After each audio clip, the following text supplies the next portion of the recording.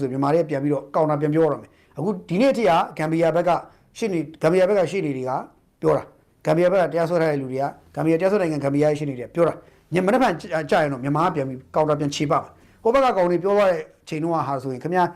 ဥက္ကိုလိုင်ရောဒေါ်တီတာဦးတို့ရောအဲ့အဖွဲ့တွေအကုန်လုံးကလေဘလောက်တော့စိတ်ဆင်းရဲဆိုတာနားထောင်နေရမလဲစိတ်မကောင်းဖြစ်သွားနားထောင်နေရမလဲကျွန်တော်မသိဘူးဘာလို့ဟိုကောင်တွေပြောသွားတာတွေအကုန်လုံးကခင်ဗျာဟုတ်တာတွေရောမဟုတ်တာတွေရောခင်ဗျာအကုန်လုံးဆွဲပြီးဒီတနိုင်ငံလုံးစော်ကားထားတာမှရစရာမရှိအောင်ပဲခင်ဗျာဗျာစဉ်းစားကြည့်ဗျာမြန်မာနိုင်ငံအကြီးအကဲခေါင်းဆောင်တွေအကုန်လုံးစော်ကားထားတယ်နိုင်ငံကိုစော်ကားတယ်စပြောမယ်နိုင်ငံကိုစော်ကားထားတယ်ဒီနိုင်ငံရဲ့အကြီးအကဲတွေကိုစော်ကားထားတယ်အကြီးအကဲအဟောင်းတွေရောလက်ရှိအသစ်တွေရောစော်ကားထားတယ်ပြီးရင်ဖုန်းကြီးရဟန်းတန်ဃာတွေကိုစော်ကားထားတယ်ပြီးရင်တမတော်စော်ကားတယ်ရဲတပ်ဖွဲ့ကိုလည်းစော်ကားတယ်ကျွန်တော်တို့ပြည်သူလူထုလည်းစော်ကားတယ်နောက်မြန်မာပြည်လုပ်ငန်းရှင်တွေကိုလည်းထည့်စော်ကားသေးတယ်ကုန်ပြီ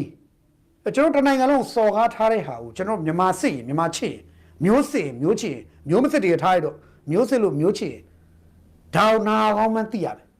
ဒေါနာကောင်းမှမသိအဲ့ကောင်တွေမျိုးမစစ်တွေပဲဘယ်ဖေးနဲ့ဘယ်မေးနဲ့စက်ကြထားလဲတော့မသိဘူ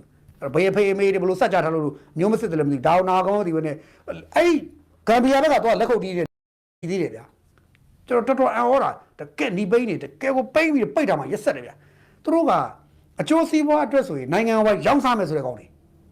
ေအဲ့လိုကောင်မျိုးတွေဖြစ်တော့တွေ့ရတယ်ဆိုတော့ဂမ်ဘီယာဘက်ကတော့ပြောတာဗျာကျွန်တော်တို့နိုင်ငံတနိုင်ငံလုံးရှိသမျှလည်းကုန်ပါပြီသူပြောနေတာနားထောင်နေရတဲ့သူကလေကျွန်တော်ပွင့်နေပြောတာဥက္ကိုလိုင်းတို့ဒေါ်တီယာဦးတို့မလို့ကျွန်တော်တော့ထမြရိုက်မိမှမသိဘူးစိတ်ကဆိုးလာပြီးတော့ဒီကောင်မဟုတ်တိုင်းပြောနေရဆိုတော့တင်းလာပြီလေတော်တော်ကိုသူတို့ဒီခံပြီးနားထောင်တဲ့သဘောရှိတယ်ဒါကြောင့်လေဥက္ကိုလိုင်းကသူစိတ်မချမ်းသာစရာတွေလေနားထောင်ရပေပြီးနားထောင်နေရတယ်နိုင်6နိုင်လောက်ကြာအောင်ထိုင်ပြီးဒီခုနကနိုင်တော့ထောင်ပြီးရင်ဒီလူတွေပြောသမျှအကုန်လုံးတလုံးချင်းမကြံလိုက်မှတ်ပြီးလို့ရှိရင်သူတို့ပြန်ခြေပဖို့စကလုံးတွေကိုစဉ်းစားဒီဘက်ကမြန်မာအစိုးရတာဝန်ရှိတဲ့လက်ဆက်သွဲကြီးခဲ့တဲ့ဆက်သွဲပြီးရင်ဘယ်စကလုံးလိုက်ဘလို့ခြေပမယ်ဆိုတော့မနှက်ဖန်ဆိုရင်ဒါသူပြန်ပြောရမယ်ဖြစ်လာပြီဒါကဘာဖြစ်တယ်လဲဆိုတော့ရှေ့တော့ဒေါ်စန်းသူကြီးကတွားပြီးရှင်းခဲ့တဲ့ဇလန်းကစတာသူတော့မရှင်းဘူးဆိုင်ဘူးကဆိုရင်အဲ့ဂမ်ဘီယာတရားဆိုမကလို့ဂမ်ဘီယာရဲ့အဖေတရားဆိုလဲမြန်မာအေးစင်မသိအောင်ဆောင်နေလို့ရတယ်ဘာလို့ဆိုတော့တော့ဖြည့်ရှင်းလိုက်မိတဲ့ခါကျတော့အမှုကရက်ခေါ်ဝင်သွားပြီ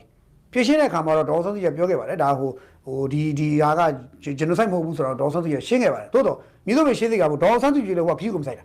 ခင်ဗျားတို့ပြောတယ်ခင်ဗျားတို့မေမေကိုလည်းဟိုကခေါင်းငုံထည့်ဖို့တဲ့မထည့်လို့ထည့်ပါတရားဆွဲထားတာရှင်းမလားတချို့တွေနားမလည်သေးလို့ပြောတာနော်အဲ့တော့ဒီကိစ္စမှာတော့ရှင်းလိုက်တာကိုလည်းရှုပ်တာမရှင်းရဘူးဘာလို့ရှင်းမလဲကိုနိုင်ငံကာကွယ်တာဗျာကိုနိုင်ငံရဲ့ဟိုကာကွယ်တာကိုကအဲ့ဒါကိုအပြစ်ဖြစ်ရတယ်ဆိုတာကိုနိုင်ငံလာကျူးကျော်စော်ကားတာကိုကိုကပြန်ရှင်းတာကိုတော့လောက်ရတယ်ဆိုတော့ဒိတ်ရမရှိဘူးအဲ့တော့ပွင့်လည်းပြောရင်တော့မြန်မာပိန်းနေမျိုးမစစ်တွေနော်ဖေးမစစ်မေးမစစ်တွေစကြတယ်ပေါ့နော်စကြတယ်မို့လို့မင်းတို့နိုင်ငံမချစ်တာမင်းတို့ကိစ္စဒါပေမဲ့ငါတို့နိုင်ငံကိုစော်ကားတာကိုငါတို့တော့မခံနိုင်ဘူးအခုမျိုးချစ်မြန်မာ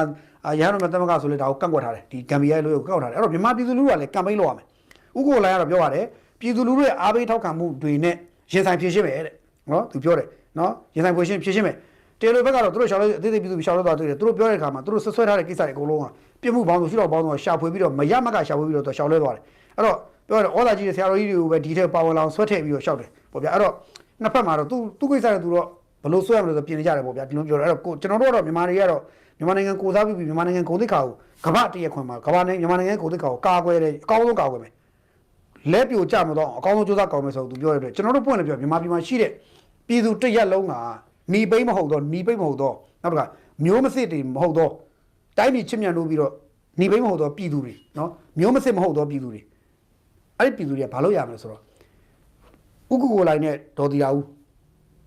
မြန်မာပြည်ကိုစားပြုပြီးတော့တွားရောက်ပြီးတော့ ICJ မှာ defend လုပ်ပေးနေတဲ့သူတို့တွေကိုကျွန်တော်တခက်နဲ့ရက်တည်တယ်အဲ့ဒီဂမ်ဘီယာကိုလည်းကျွန်တော်ပြည့်ပြည့်ကြတယ်ဂမ်ဘီယာနိုင်ငံအပေါ်မှာကျွန်တော်တို့မြန်မာနိုင်ငံသားတရက်လုံးကလုံးဝကိုအတိမတ်မပြုတ်လက်မခံဘူးဂမ်ဘီယာအပေါ်မှာကျွန်တော်အပြစ်တွေရှုတ်ချတာကိုကျွန်တော်တိုင်းလုံးလောက်ရမယ်လောက်ကိုလုပ်တယ်ပြည်သူလူထုကအဲ့ကမ်ပိန်းကြီးမှာဘယ်သူဥဆောင်လို့လောက်ကြစမ်းပြကျွန်တော်အားပေးတယ်လှုပ်ဆန်းပါချသမ်းပါအဲ့လိုပြန်လို့မြန်မာပြည်သူတရားလုံးကခင်ဗျာလူသား90ပါမလို့10သန်းလောက်ပဲထွက်ပြလိုက်လို့အဲ့လောက်ထွက်ပြလိုက်အဲ့ဂမ်ဘီယာဖွဲ့နဲ့ကမ္ဘာနိုင်ငံတည်တည်အကုန်လုံးတော့သူနည်းနည်းလေးသူတို့အမိသူတို့ပြန်ပြီးတော့ဟောပြလို့သူတို့ဘာဖြစ်သွားလဲအမိတွေကုတ်သွားလိမ့်မယ်နဲ့တော့အဲ့တော့ကျွန်တော်